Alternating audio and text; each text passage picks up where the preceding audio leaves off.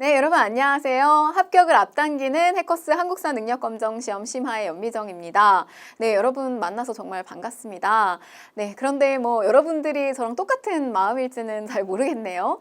우리가 이 한국사 시험이요. 그전에 뭐 여러분들 관심 사실 그렇게 많이 없으셨던 분들도 있을 거예요. 학창 시절에 나는 암기 과목이어서 한국사는 정말 싫다. 나는 이과생이어서 너무너무 하기가 싫었던 과목인데 이거 내가 이제 취업을 위해서는 반드시 넘어야 되는 산이 돼버렸습니다.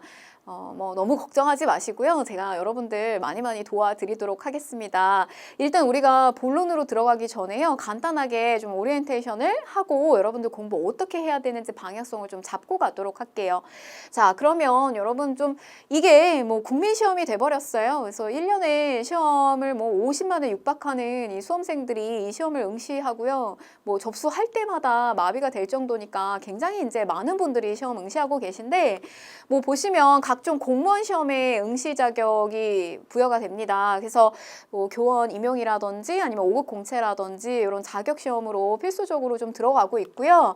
그 다음에 또 특히 저 뭐 현장에서도 지금 제가 공무원 학생들 가르치고 있는데 뭐 한국사 시험이 그 전에 이제 자체적으로 실시됐던 그 시험이 이렇게 이제 인증 시험으로 대체가 됐습니다. 그래서 경찰 공무원이라든지 이제 7급 공무원 같은 경우도 요 한능검을 반드시 좀 따야 되는 이런 식으로 이제 넘어가게 됐고요. 그 다음에 이제 세 번째는 일부 공기업이나 민간 기업에서도 채용이나 또 승진을 위해서 반드시 필요한 시험이 됐고 또 사관학교, 육해 공군의 사관학교 입시 가산점이 또 부여되는 시험으로 이렇게 들어오게 됐어요. 아마 이제 여러분들 필요에 의해서 다들 이렇게 이 영상을 클릭하고 계실 거라고 생각이 듭니다. 제가 이제 앞으로 공부 어떻게 해야 되느냐 설명을 드릴 텐데요. 차라리 이 한국사를 처음부터 나는 그냥 한능검 시험을 따겠다라고 하면서 처음 접하시는 분들은 제가 이제 끌고 가는 방향성대로 잘 쫓아오실 거예요. 근데 오히려 이제 그 전에 공무원이라든지 이제 이런 쪽에서 한국사를 공부하셨던 분들이 내가 이걸 어떻게 방향성을 잡아야 될지가 좀 혼동되시는 분들이 많이 계실 겁니다. 자, 그러면 이제 우리가 이 한국사 능력검정 시험 어떻게 대비를 해야 되나 좀 설명을 드릴게요. 자, 먼저 이제 평가 등급이랑 문항수를 먼저 우리가 좀 확인을 할 필요가 있는데 여러분들 이제 이 영상 클릭하고 오실 때는 이제 아마 이제 심화인 줄 알고 들어오셨을 거예요. 기존의 시험의 종류의 체제가 지금 심화와 기본으로 이런 식으로 둘로 나뉘어져 있는데 여러분들이 지금 응시하실 시험은 요 심화입니다. 저랑 같이 함께 할 요 강의는 심화에 해당이 되는데요. 여러분들이 지금 앞에서 제가 이제 이러 분들이 반드시 이 한국사 능력검정 시험을 응시를 해야 된다라고 하셨던 분들은 보통 이제 3급에서 4급 정도를 필요로 하실 거예요. 근데 여러분들 한번 지금 보시면요. 이 기본은 시험지가 같습니다. 기본에 4급, 5급, 6급이 시험지가 같고요. 그 다음에 심화에 1급, 2급, 3급의 시험지가 같아요. 근데 지금 보시면 얘는 50문항, 사지선다로 이루어져 있고요. 50문항이고 심화도 똑같이 50문항이지만 난이도가 조금 더 있습니다. 오지선다로 이루어져 있고요. 근데 지금 요 시험을 보고 난 다음에 80점을 맞아서 이렇게 4급을 따는 케이스가 필요한 경우가 있을 테고요. 그 다음에 또 이렇게 이제 3급이나 2급 정도가 필요하신 분들이 있을 텐데 차라리 이제 여러분들이 이 심화의 과정을 선택을 하셔서 최소의 점수, 그러니까 60점 정도에서 61점 정도를 이렇게 맞추셔서 3급을 따시는 것이 오히려 조금 더 수월하게 가실 수 있는 방법이기도 해요. 그래서 그런 점을 좀 한번 염두해 주셨으면 좋겠고, 그래서 지금 요 심화 부분을 보게 되면 3급은 60점에서 69점까지, 그래서 70점부터가 이제 2급이 되겠고요. 그 다음 80점 이상이면 1급을 이렇게 취득을 할 수가 있겠습니다. 그래서 같은 시험을 가지고 여러분들 응시하시는데 뭐 공부하다 보면요. 나한테 필요한 건 3급이지만 이제 저랑 같이 이제 공부하고 이렇게 하시다 보면요. 이렇게 1급을 땄다 이렇게 많이 또 후기 남겨주시는 분들이 많이 있으세요. 그래서 막상 이렇게 준비를 했던 것보다 생각보다 더 높은 급수를 취득하게 되는 경우도 많으니까요. 저는 이제 기본보다 이제 기본 같은 경우는 초등학생, 중학생이나 이제 아직 뭐 좀 언어적이나 국어적인 부분에 있어서 조금 완성이 덜 된 경우에 이렇게 기본을 응시하시는 거를 조금 추천해 드리지만 이제 내가 취업을 위해서 성인이고 하면요. 준비를 여기에 맞춰서 하시고 3급을 취득하시는 게 조금 더 효율적이다라는 이야기 다시 한번 드리고요. 자, 그러면 난이도를 좀 한번 볼게요. 결국 요거는 우리가 이제 36회부터 53회까지의 합격률을 보여주는 표인데 이 합격률 안에는 난이도가 반영이 되어 있겠죠? 그래서 보시면 우리가 그전에는 초급, 중급, 고급이라고 하는 3단계로 시험이 이루어졌었어요. 그래서 그러다가 우리가 요게 이제 47회에 부터는 이게 고급과 심화 2단계로 이렇게 정리가 됐습니다. 그래서 요때부터는 이렇게 이제 여러분들 심화에 응시하시는 분들 많이 생기셨고 그래서 47회 그리고 53회까지 치러졌는데 보시면 좀 들쑥날쑥하죠, 합격률이. 이 말은 난이도도 좀 그렇다는 이야기가 반영이 되어 있어요. 그래서 우리가 개편되고 난 다음에 개편된 시험에서 난이도가 어떻게 나올까 좀 걱정들을 많이 하셨습니다. 근데 바로 이제 치러진 47회 시험에서 보게 되면 뭐 63.8%, 61%, 57%에서 한 평균 60% 정도에서 또 남짓 한 50% 정도 요 사이에 요렇게 형성되는 걸 볼 수가 있는데요. 갑자기 우리 이 50회 때 보게 되면 47.6%로 합격률이 갑자기 급격하게 떨어졌죠. 그래서 이때 막 나 취업 바로 이제 들어가야 되는데 이거를 넘지 못해가지고 막 엉엉 울고 이러신 분들 많이 계셨단 말이에요. 그래서 그 다음번에 다시 기회를 줬습니다. 바로 다음에 치러지는 51회 시험에서 난이도를 낮춰가지고 여러분들 쉽게 딸 수 있게끔 다시 해줬죠. 구사일생을 했습니다. 그러다가 또 다시 요렇게 합격률이 확 떨어지고요. 그 다음에 또 이렇게 한 56% 정도로 이렇게 평균대로 맞춰지는 모습을 볼 수 있는데 그래서 여러분들이 근래에 하는 건 되게 쉬운 줄 알고 공부했는데 이런 때 시험에 걸려가지고 너무 막 힘들게 합격 못하시고 이런 케이스가 막 발생을 하고 그랬단 말이에요. 당황을 많이 하셨을 텐데 근데 여러분 그러면 이제 우리가 준비를 어떻게 해야 되나 사실 그 이전에 개편 이전의 상황도 우리가 보게 되면요 좀 들쑥날쑥해요. 지금 보면 36회 같은 경우 이렇게 70%가 넘게 합격률이 나오다가도 이렇게 갑작스럽게 떨어지는 일들이 다 사실 예고가 되어 있었습니다. 그러니까 여러분들 이게 이런 현상이 일어나는 것이 우리가 뭐 예측하지 못했던 상황은 아니고요. 난이도가 저렇게 어렵게 나올 때도 있고 또 쉽게 나올 때도 있는 거예요. 그래서 여러분들이 무조건 공부를 너무 쉽게만 할 수는 없는 거. 그럼 이제 어떻게 해야 되느냐? 자, 볼게요. 기준을 잡고 가야 됩니다. 이 한국사 능력검정 시험이 뭐냐라고 하는 기준을 잡고 가셔야 되는데 이거는 우리가 이제 홈페이지에 한국사 능력검정 시험 홈페이지에 게재된 내용이에요. 그 중에 일부 내용을 제가 발췌해서 가지고 온 건데요. 기본적으로 이 한국사 능력검정 시험은 역사에 대한 관심을 확산시키고 주변국에서 역사 왜곡을 굉장히 심하게 하고 그런데 갈수록 한국사에 대한 위상은 날로 약해지고 그래서 우리의 국민들에게 역사에 대한 관심을 확산시키고 심화시키기 위한 목적으로 시행되는 시험이라는 거예요. 그래서 이 시험은 여러분 선발시험, 경쟁시험, 상대평가 시험이 아니라 일정 수준의 점수를 취득하면 인증서가 주어지는 시험이에요. 그러니까 절대평가죠. 어느 정도의 점수가 나오면 통과가 되는. 그래서 여러분 이 시험은 너무너무 어렵게 나와서 여러분들을 떨어뜨리게 하려고 하는 시험은 기본적으로 아닙니다. 그래서 이 취지에 맞게끔 평균적으로 합격률이 한 50%에서 60% 정도가 나와줘야지 맞다라고 생각을 저는 개인적으로 하지만 그렇지만 시험이라고 하는 것을 여러분들한테 제가 강사로서 이제 이걸 준비시켜야 되는 입장에서는요 난이도가 어렵게 나올 수도 있고 쉽게 나올 수도 있다라는 거를 감안한 상태로 준비를 하셔야 된다는 거예요. 자, 그러면 이제 공부 어떻게 하셔야 되느냐? 일단 이거는 기본적으로 원칙이에요. 지엽적인 공부는 하지 말아라. 특히 이거는 그 전에 공무원 한국사를 준비하셨던 분들한테 제가 좀 강조하고 싶은 부분이에요. 우리 되게 어렵게 공부하거든요. 이 공무원 수험가에서는 되게 어렵게 공부를 합니다. 두 문자를 따가면서 굉장히 디테일하게 공부를 해요. 난이도 있게. 근데 거기에 대한 습관을 버리지 못해서요. 우리가 이 하는 거 공부를 하시다가 또 질문이 들어오실 때 아주 디테일한 부분에 대한 질문이 올라오거나 공부를 너무 확장시키려고 하는 그런 모습들이 보여요. 근데 그럴 땐 좀 제가 과감하게 이렇게 잘라드립니다. 그래서 그런 어떤 강약에 대한 그 공부의 범위를 잘 좀 설정을 하셨으면 좋겠다는 거고요. 만점을 향한 공부도 아닙니다.